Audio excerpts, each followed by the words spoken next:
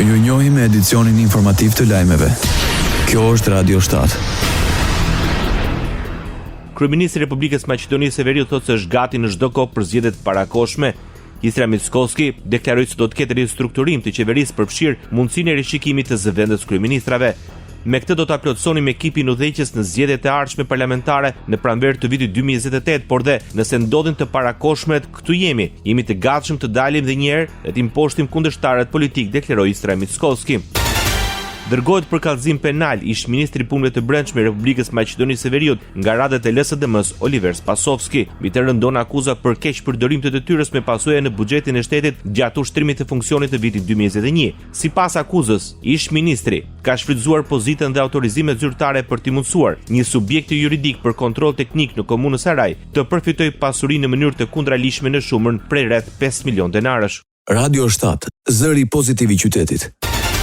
Nevoja për forcimin e bashkëpunimit Kosovë-Shqipëri ishte në thelb të takimit të mbajtur në Prishtinë ndërmjet presidentes Vjosa Osmani dhe presidentit të Shqipërisë Bajram Begaj. Përmes një postimi në rrjetet sociale, Vjosa Osmani nënvizon se biseda është fokusuar në forcimin e bashkëpunimit dhe rëndësinë që Kosova dhe Shqipëria të qëndrojnë gjithmonë pranë njëra tjetrës. Ajo ka shtuar se në prag të festave të fundvitit ka përcjellë urimet më të përzemërta për presidenti Begaj, duke shprehur dëshirën që viti i ardhshëm të sjellë më shumë afërsi, bashkëpunim dhe hapa të suksesshëm drejt integrimit evropian për të dy vendet. Kryeministri Edi Rama ju bëri thirrje investitorëve të huaj të investojnë në Shqipëri. I pranishëm në Forumin Ekonomik të Tiranës, kryeministri i Shqipërisë përsëriti dhe njëri objektivin për antarësim në BE në vitin 2030, duke shtuar se vendi ynë është i qëndrueshëm dhe po ngrihet gjithmonë edhe më shumë. Antarësimi i Shqipërisë në 2030 është absolutisht i mundshëm dhe nuk jemi këtu për të pritur për Evropën, por që ta ndërtojmë Evropën këtu dhe prandaj ne jemi kaq të zellshëm për të ndjekur këtë rrugtim drejt Evropës. Evropa nënkupton institucione standarde dhe nuk është vetëm politika, por është edhe zhvillim.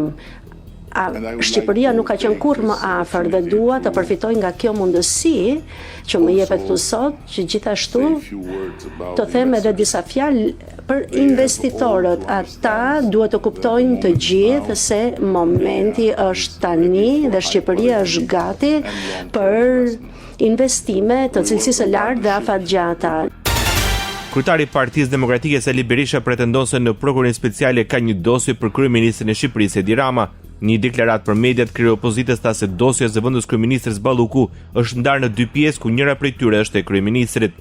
Edi Rama ka hallin se është në rradhë pas Lubis, e keni marrë vesh që është ndarë dosja dysh, dosja Lubis dhe dosja Rams. Nuk flen ma dosja Rams. Dhe ai tani po bën gjithçka për të përdorur Lubin si parzmore.